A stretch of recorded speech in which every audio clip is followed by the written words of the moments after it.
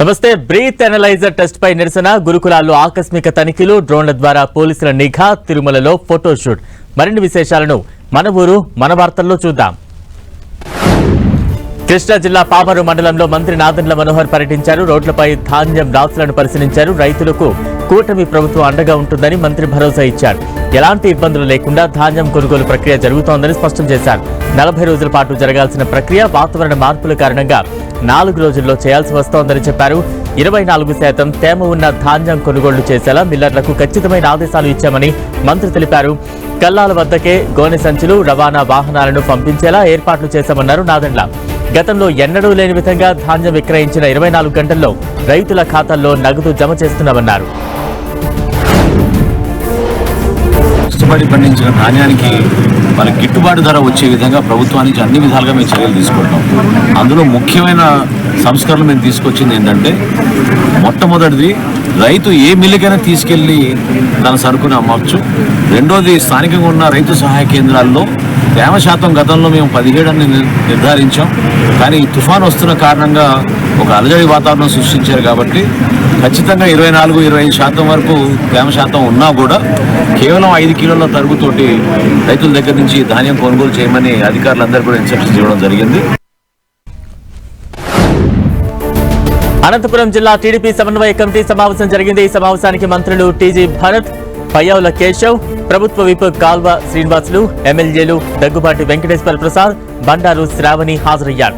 జిల్లాలో రైతాంగం ఎదుర్కొంటున్న సమస్యలు పరిష్కారంపై చర్చించినట్లు మంత్రి పయ్యావుల కేశవ్ తెలిపారు. జిల్లాలో అత్యధిక స్థానాలు గెలిచిన ప్రజల రుణం తీర్చుకునే విధంగా ప్రభుత్వం పనితీరు ఉంటుందన్నారు. సాగునీటి ప్రాజెక్టుల నిర్మాణం, సంక్షేమం అమలుపై చర్చించామన్నారు. అనంతపురంలో జిల్లా పార్టీ కార్యాలయం నిర్మాణానికి స్థలం ఎంపిక చేయాలని నిర్ణయించినట్లు పయ్యావుల చెప్పారు.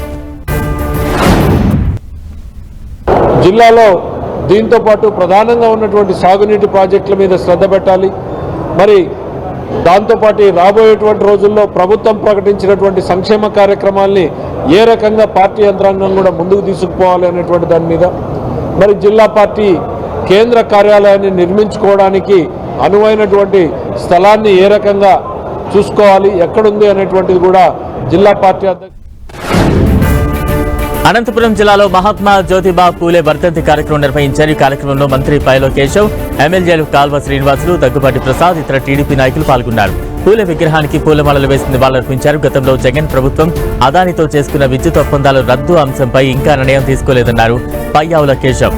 విద్యుత్ ఒప్పందాలపై ఇప్పటికే ముఖ్యమంత్రి చంద్రబాబు అసెంబ్లీలో స్పష్టమైన ప్రకటన చేశారని తెలిపారు. దీనిపై అన్ని కోణాల్లోనూ అధ్యయనం చేసిన తర్వాతే ప్రభుత్వ నిర్ణయం ఉంటుందని ఆయన స్పష్టం చేశారు. శ్రీకాకుళం జిల్లాలో మహాత్మా జ్యోతిరావు పూలే 134వ వర్ధంతి వేడుకల్లో మాజీ డిప్యూటీ సీఎం ధర్మాన కృష్ణదాస్ పాల్గొన్నారు.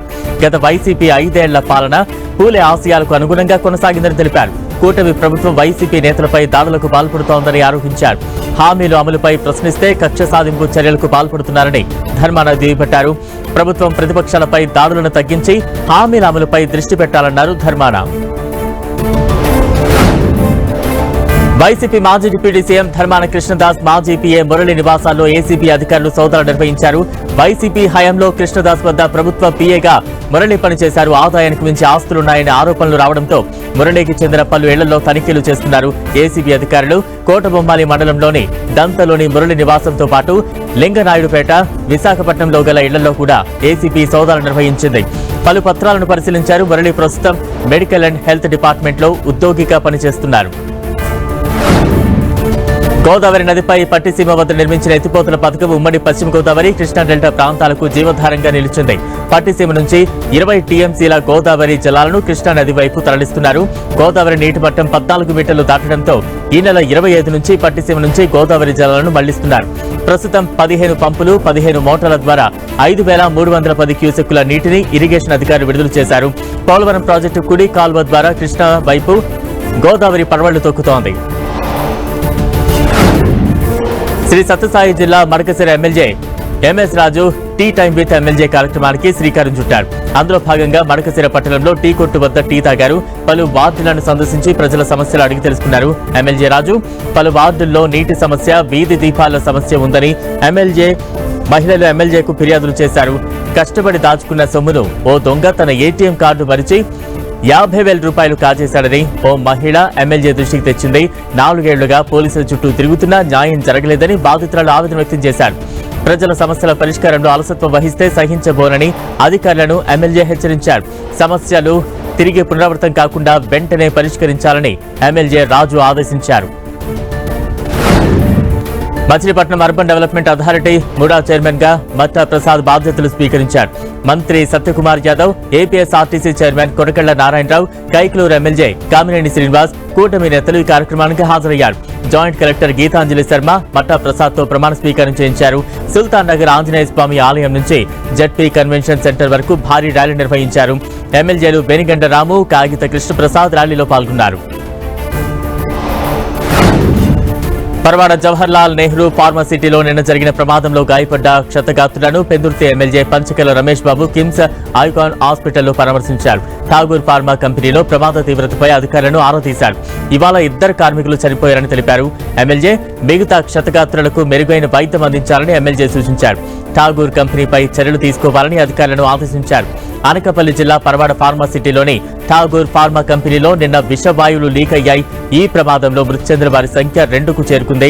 ప్రస్తుతం ఆసుపత్రిలో 7గురు చికిత్స పొందుతున్నారు. ఆసుపత్రిలో చికిత్స పొందుతూ వీరశేఖర్ అనే వ్యక్తి ఇవాళ మృతి చెందాడు. సంఘటనా స్థలాన్ని పరిశీలించిన కలెక్టర్ విజయ్ కృష్ణన్ ప్రమాదంపై విచారణకు ఆదేశించారు. ఠాగూర్ ఫార్మా కంపెనీపై పోలీసులు ఇప్పటికే కేసు నమోదు చేసి దర్యాప్తు చేస్తున్నారు. మరోవైపు కార్మిక సంఘాల నేతలు మృతి చెందిన బాధితులకు ₹1 కోటి పరిహారం ఇవ్వాలని డిమాండ్ చేస్తున్నారు.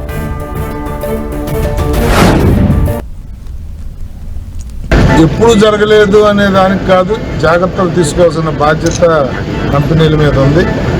ఏదో కాంపన్సేషన్ ఇస్తున్నారు కదా అనడానికి ప్రాణం చాలా విలువైంది డబ్బు కన్నా. ఏ ప్రాణాన్ని తిరిగి తేలే. పదే మీటింగ్లు పెట్టి కూడా కంపెనీలకు కానీ మా అధికారులకు కానీ చెప్తున్నా కూడా మరి ఆ సమన్వయ లోపం వల్ల కొద్ది ఇబ్బందులు ఎదురవుతూ ఉన్నాయి.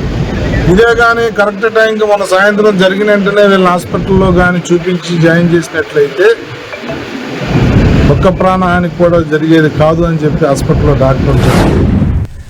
సిద్దిపేటలోని మహాత్మా జ్యోతిరావు పూలే గురుకుల పాఠశాలను మంత్రి పొన్నం ప్రభాకర్ ఆకస్మిక తనిఖీలు చేశారు. పాఠశాల గ్రౌండ్, వంటగది, టాయిలెట్స్ పరిశీలించారు.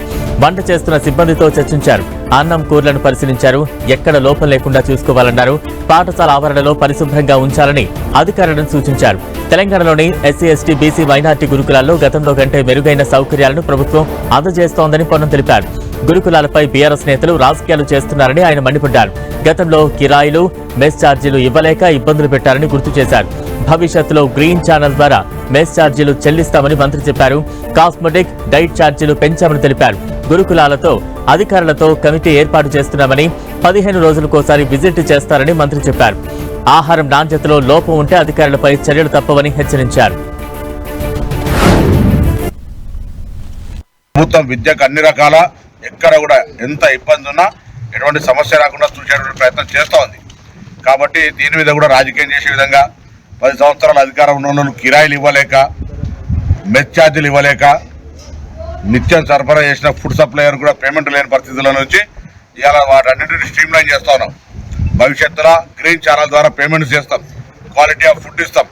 వాళ్ళకి సంబంధించిన అన్ని రకాల బట్టలు, పుస్తకాలతో సహా అన్ని రకాల టీచింగ్ రిక్రూట్మెంట్ చేసినాం. ఫిజికల్ టీచర్ పెట్టినాం రిక్రూట్మెంట్ చేసి.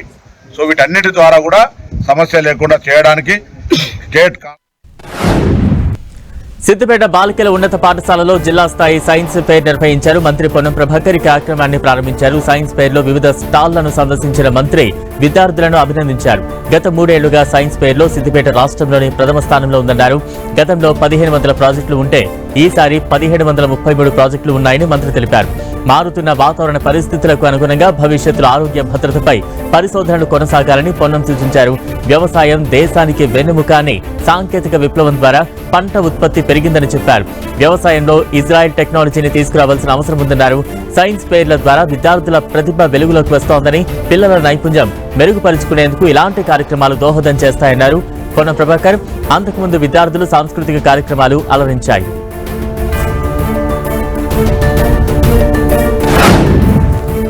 సంగారెడ్డి జిల్లా పటాన్చెరు మండలంలో జిల్లా కలెక్టర్ వల్లూరు క్రాంతి పర్యటించారు. ఇంద్రేశం గ్రామ పంచాయతీ పరిధిలోని మహాత్మా జ్యోతిబా పూలే బీసీ గురుకుల పాఠశాల, ఇంద్రేశం ప్రాథమిక ఉన్నత పాఠశాల, పెద్ద కంజర్ల బాయ్స్ బీసీ గురుకుల పాఠశాలలను ఆకస్మికంగా తనిఖీ చేశారు. గురుకుల పాఠశాలలోని వంటశాలలు, తరగతి గదులను పరిశీలించారు. విద్యార్థులకు బోధన, భోజన వస్తువులను అడిగి తెలుసుకున్నారు.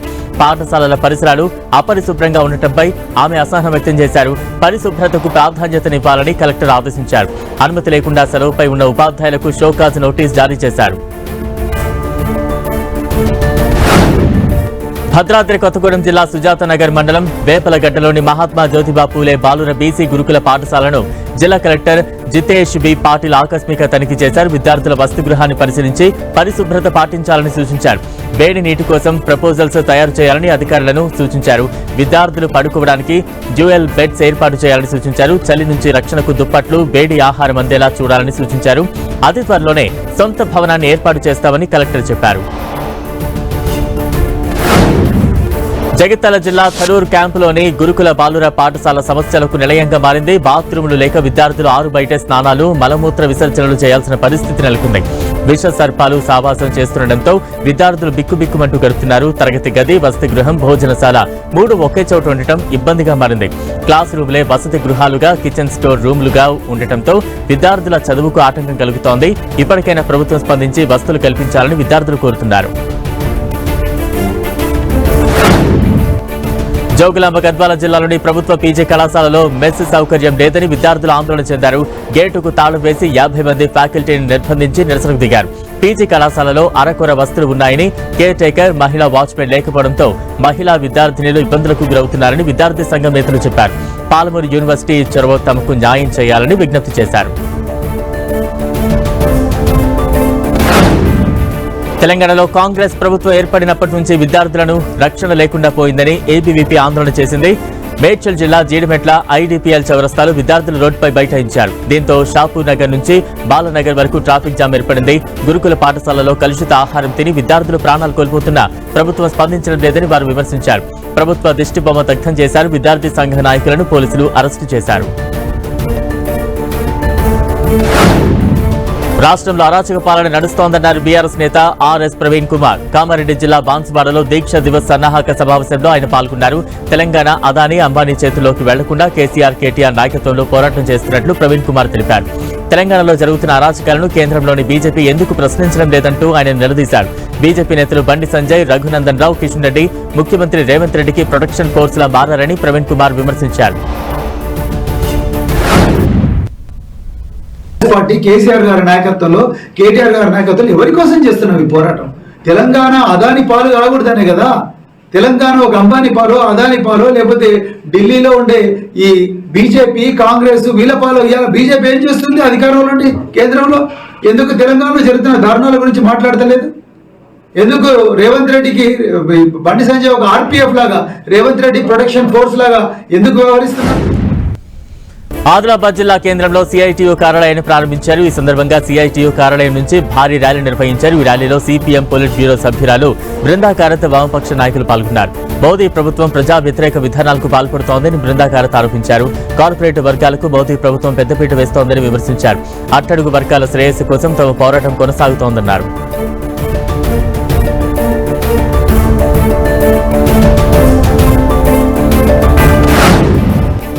వికారాబాద్ జిల్లా లగచర్లకు బయలుదేరిన పీడీఎస్యూ విద్యార్థి విభాగం నాయకులను పరిగిలో పోలీసులు అడ్డుకుని స్టేషన్కు తరలించారు. రైతు కుటుంబాలను పరామర్శించడానికి వెళితే అడ్డుకోవడం సరికాదన్నారు పీడీఎస్యూ రాష్ట్ర అధ్యక్షుడు మహేష్. రైతులపై పెట్టిన కేసులన్నీ ఎత్తివేయాలని, దాడికి సంబంధం లేకుండా అక్రమంగా అరెస్టు చేసిన వారిని విడుదల చేయాలని డిమాండ్ చేశారు. బలవంతపు భూసేకరణ చేయొద్దని, పంటలు పండే పొలాలను భూసేకరణలో తీసుకోవద్దని వారు ప్రభుత్వాన్ని కోరారు. ఫార్మసిటీ ఏర్పాటుపై ప్రభుత్వం వెనక్కు తగ్గాలని, లేదంటే రైతుల పక్షాన పోరాడతామని హెచ్చరించారు పీడీఎస్యూ నాయకులు. మంచిర్యాల జిల్లా కోటపల్లి మండలం సపారుపల్లి గ్రామంలో అండర్ గ్రౌండ్ కేడర్ మావోయిస్టుల కుటుంబ సభ్యులను పోలీసులు పరామర్శించారు. మావోయిస్టులు ఆత్రం లచ్చన్ల కుటుంబ సభ్యులను ఆప్యాయంగా పలకరించారు. వారి జీవనోపాధి సాగుతున్న తీరు, కుటుంబ నేపథ్యం, పిల్లల చదువు, ఆరోగ్య పరిస్థితిని అడిగి తెలుసుకున్నారు. వారికి ఎలాంటి సమస్యలు ఎదురైనా అవసరమైన వైద్య చికిత్సలు అందించడానికి ప్రభుత్వం సిద్ధంగా ఉందని ఏసీపీ వెంకటేశ్వర్లు సూచించారు. అనంతరం వారికి నిత్యావసర సరుకులు అందజేశారు. మంచిర్యాల జిల్లా చెన్నూరు పట్టణ పోలీస్ స్టేషన్ ఏసీపీ వెంకటేశ్వర్ తనిఖీ చేశారు. వార్షిక తనిఖీల్లో భాగంగా రికార్డులను పరిశీలించారు. కేసుల ప్రస్తుత స్థితిగతులపై ఆరా తీశారు. గ్రేవ్ కేసుల్లో నిందితుల అరెస్ట్, దర్యాప్తు జరుగుతున్న తీరును సీఐని అడిగి తెలుసుకున్నారు. నేరాల కట్టడి కోసం అధికారులు సమిష్టిగా సమన్వయంతో కృషి చేయాలని సూచించారు. చట్ట వ్యతిరేక చర్యలకు పాల్పడే వారి పట్ల కఠినంగా వ్యవహరించాలన్నారు. ప్రకాశం జిల్లా మార్కపురంలో మెగా జాబ్ మేళా నిర్వహించారు. ఒంగోలు ఎంపీ మాగుంట శ్రీనివాసులు రెడ్డి, యువనేత మాగుంట రాఘవరెడ్డి ఆధ్వర్యంలో ఈ కార్యక్రమాన్ని నిర్వహించారు. స్థానిక ఎమ్మెల్యే కందుల నారాయణ రెడ్డి, మాగుంట రాఘవరెడ్డి జాబ్ మేళాను ప్రారంభించారు. అధిక సంఖ్యలో వచ్చిన నిరుద్యోగ యువతీ యువకులు జాబ్ మేళాలో పాల్గొన్నారు. మహబూబాబాద్ జిల్లా తొర్రూరు అయ్యప్ప స్వాములు ఆందోళన చేశారు. తొర్రూరు ఆర్టీసీ డిపోలో అయ్యప్ప మాల వేసుకున్న డ్రైవర్లకు బ్రీత్ అనలైజర్ టెస్టులు చేయడంపై వారు ఆగ్రహాన్ని వ్యక్తం చేశారు. ఈ ఘటనపై ఆర్టీసీ డిపో మేనేజర్ వారిని నిలదీశారు. తమపై దురుసుగా ప్రవర్తించారని డ్రైవర్ స్వాములు ఆరోపించారు. దీనిపై ఘాటుగా స్పందించిన విజిలెన్స్ కానిస్టేబుల్ డ్రైవర్లకు బ్రీత్ అనలైజర్ టెస్టు చేయడం తప్పనిసరని స్పష్టం చేశారు. అధికారుల తీరును వ్యతిరేకిస్తూ అయ్యప్ప స్వాములు తొర్రూరు ఆర్టీసీ బస్టాండ్లో నిరసన చేపట్టారు. హిందువుల మనోభావాలను దెబ్బతీసే విధంగా వ్యవహరిస్తున్న అధికారులు, సిబ్బందిని సస్పెండ్ చేయాలని స్వాములు డిమాండ్ చేశారు.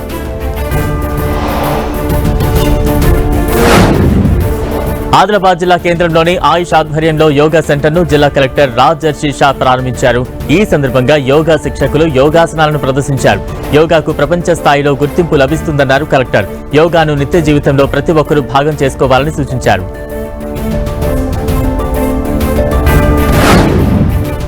అనంతపురం పట్టణంతో పాటు శివారు ప్రాంతాల్లో చట్ట వ్యతిరేక కార్యకలాపాలపై పోలీసులు ఉక్కుపాదం మోపుతున్నారు. మందుబాబులు, జూదరులపై డ్రోన్ల ద్వారా పోలీసులు నిఘా పెట్టారు. పోలీసుల నిఘాతో మందుబాబులు, జూదరులు పరుగులు పెట్టారు. ఇప్పటికే బహిరంగంగా మద్యం తాగుతున్న వారిపై 4 కేసులు నమోదు చేశారు పోలీసులు. శివారు ప్రాంతాల్లో గంజాయి, డ్రగ్స్ వంటి మత్తు పదార్థాలు సేవిస్తున్నారు. పేకాట వంటి జూద క్రీడల్లో మునిగి తేలుతున్నారు. చట్ట వ్యతిరేక కార్యకలాపాలకు ముక్కుతాడు వేసేందుకు పోలీసులు డ్రోన్లతో నిఘా పెట్టారు.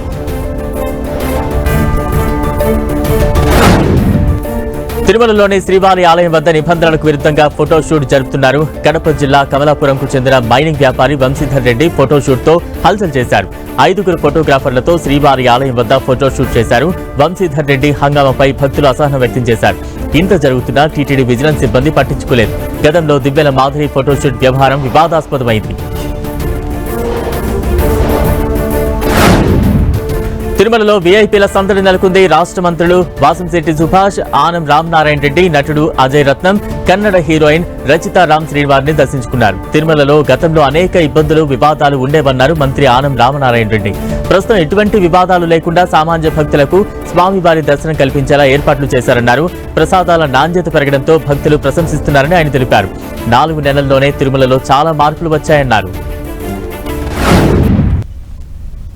గతంలో అనేక రకాలైనటువంటి ఇబ్బందులు, అనేక వివాదాలు తలెత్తినటువంటి ఈ తిరుమలలో ఇవాళ ఏ వివాదం లేకుండా సామాన్య భక్తులకి ప్రాధాన్యతనిస్తూ ఎక్కువ స్వామివారి దర్శన భాగ్యం ప్రతి ఒక్కరికి కలిగే విధంగా ఏర్పాటు చేయడం జరుగుతుంది. ప్రసాదాలలో ఇవాళ ఉన్నత శ్రేణి కనబడుతూ ఉంది.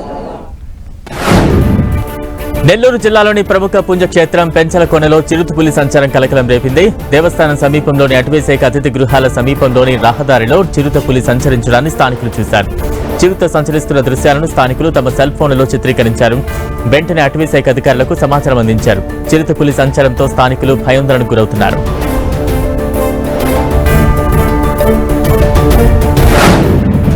ములుగు జిల్లాలోని వెంకటాపురం, వాజేడు మండలాల్లో చలి పంజా విసురుతోంది. వారం రోజులుగా ఉదయం పూట దట్టమైన పొగమంచు కమ్మేస్తోంది. చలిగాలులు విపరీతంగా వీస్తుండటంతో ప్రజలు ఇళ్లకే పరిమితమవుతున్నారు. చలి మంటలు వేసుకుని ఉపశమనం పొందుతున్నారు. పొగమంచు రహదారి కనిపించక వాహనదారులు లైట్లు వేసుకుని వెళ్లాల్సి వస్తోంది. ఉష్ణోగ్రతలు 13.8 డిగ్రీల సెల్సియస్ గా నమోదవుతున్నట్లు వాతావరణ శాఖ అధికారులు వెల్లడించారు. పగటి, రాత్రిపూట ఉష్ణోగ్రతలు కనిష్ట స్థాయికి చేరుతున్నాయని తెలిపారు.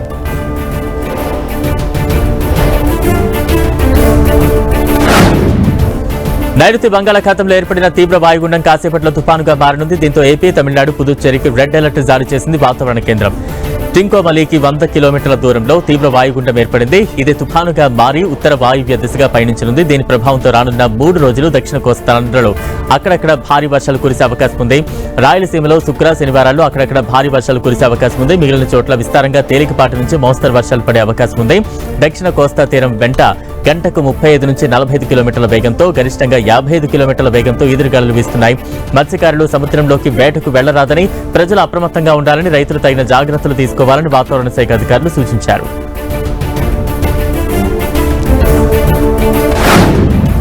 శ్రీకాకుళం జిల్లా పలాసలో అగ్ని ప్రమాదం చోటు చేసుకుంది. పలాస పట్టణంలోని జాస్మిన్ షాపింగ్ మాల్లో ఒక్కసారిగా మంటలు చెలరేగాయి. పెద్ద ఎత్తున మంటలు, దట్టమైన పొగ అలుముకుంది. భయాందోళనకు గురైన స్థానికులు అగ్నిమాపక సిబ్బందికి సమాచారం అందించారు.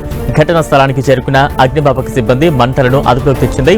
Shopping mall shutter remote control system కాలిపోవడంతో షట్టర్ తెరిచేందుకు ఇబ్బంది పడ్డారు. సంగారెడ్డి జిల్లా జిన్నారం మండలంలో గల కాజీపల్లి పారిశ్రామిక వాడలో భారీ అగ్ని ప్రమాదం జరిగింది. అరోరా లైఫ్ సైన్సెస్ పరిశ్రమలో రియాక్టర్ పేలింది. పరిశ్రమలోని MB2 బ్లాక్ లో రియాక్టర్ పేలడంతో ఉవ్వెత్తున మంటలు ఎగిసిపడ్డాయి. అగ్నిమాపక సిబ్బంది మంటలను అదుపులోకి తెచ్చారు. భారీగా ఎగిసిపడ్డ మంటలతో ప్రజలు తీవ్ర భయాందోళనకు గురయ్యారు. ఈ అగ్ని ప్రమాదంలో ఎటువంటి ప్రాణ నష్టం జరగలేదని అధికారులు స్పష్టం చేశారు. ఇవి బులెటిన్ విశేషాలు. Stay tune to 10 TV.